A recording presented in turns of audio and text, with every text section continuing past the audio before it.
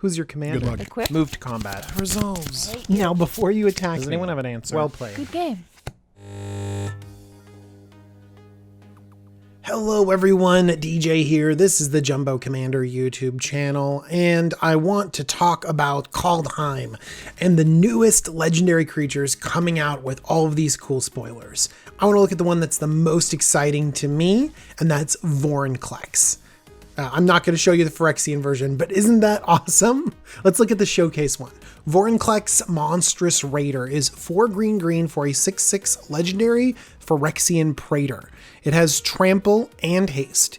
If you would put one or more counters on a permanent or player, put twice that many of each of those kinds of counters on that permanent or player instead. If an opponent would put one or more counters on a permanent or player, they put half that many of each of those kinds of counters on that permanent or player instead, rounded down. So this is the second iteration of Vorinclex, and you might not even be familiar with the first because it actually doesn't see very much play in Commander for being an incredibly powerful card because it is universally hated among players. People hate that it like taxes your mana and doubles yours. It's just like, ugh.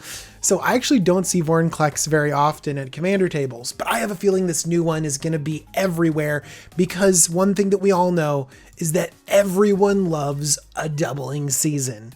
So let's talk about doubling season and what doubling does to Commander.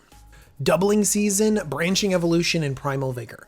Doubling season is 4 and a green for an enchantment, and if an effect would put one or more tokens under your control, it doubles it. Okay. If an effect would put one or more counters on a permanent you control, it puts twice that many counters on instead. So it's that second part, the putting counters on things that Vorinclex is mimicking.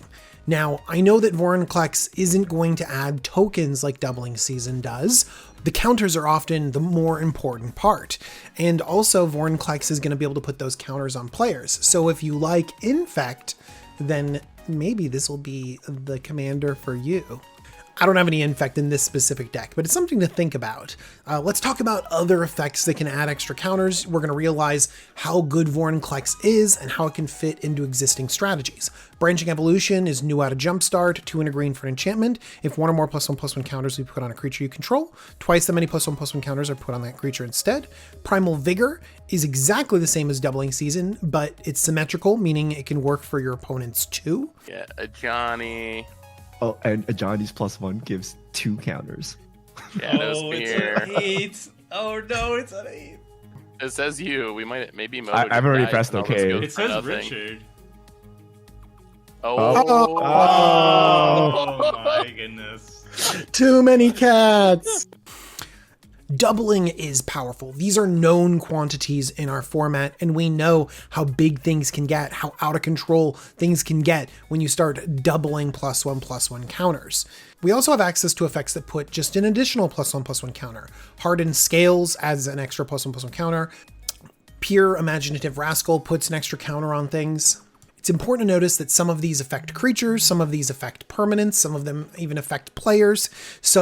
And all of them affect something slightly different because Magic is so varied and these have come out across such a huge time span. So you are going to have to keep track of what affects these counters in what ways. You're going to need a lot of dice.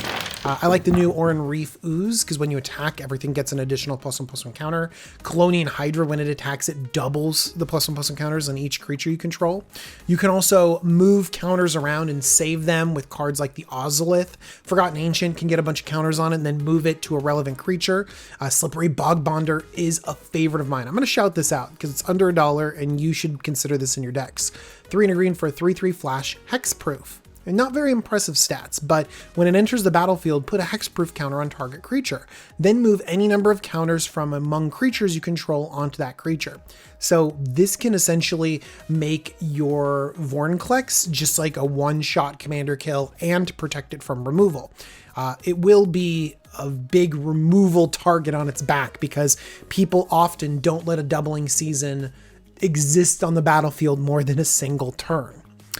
There's also lots of ways to get counters on your entire team. Song of Freyalise can ramp you a little bit, buff your whole team. Nissa can put out little plants, but more importantly, anthem your whole team with counters. Even Vastwood Surge is a mediocre ramp spell that can then, again, pump your team with +1/+1 counters. There are a lot of other cards out there that give +1/+1 counters, but we need to have things that hold those +1/+1 counters. So we can have a lot of counters on one thing, like that Bog Bonder, or we can even go wide and have a lot of tokens, and that can synergize with things like Primal Vigor and Doubling Season. Michaeloth does a little bit of both. You devour things up, but more importantly, it just starts creating 1/1s for how many counters are on it, and you can start dumping counters on Michaeloth. Avenger of Zendikar is a staple of our format, creates a bunch of plants, but then it does add +1/+1 counters to them. So if you're doubling or adding additional counters, those plants get out of control way faster. Second Harvest can create more tokens if we have more of a token theme. Now, you don't need me to explain how you can put a bunch of counters on a single creature and then attack with it. In fact, your commander's really good at that. But if you are loading all your counters up on a single big creature, then you can use that in a different way. Rishkar's Expertise can draw you a ton of cards. Return of the Wild Speaker does a great thing because you can draw if you have a single big creature, or you can pump a bunch of insects and saprolings if you've gone wide. Greater Good is an enchantment that lets you just recycle these creatures over and over again. Sometimes when they're about to die, you just draw a bunch of cards and suddenly you have action for days. I think that the best thing, though, that works with Vorinclex, that works with Doubling Season, are Planeswalkers, because this is a permanent that you place counters on. You can play every green Planeswalker in this deck and it'll be good. But there are a bunch of them that can instantly ultimate when your commander is on the battlefield. It's not difficult to ultimate Nissa Vital Force, you just have to tick up once, but this gives you lots of card advantage. Freyalise can ultimate as well, giving you a bunch of card draw. But and then we get into some of the more impressive ultimates. Vivian Reed can give you an emblem, making your creatures have vigilance, trample, and indestructible.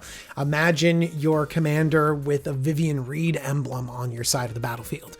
Garruk Primal Hunter creates 6/6 green worm creature tokens for each land you control. Remember, we're in green and we're ramping up to this thing, so we're going to be creating a ton of tokens, not to mention if we are doubling them out.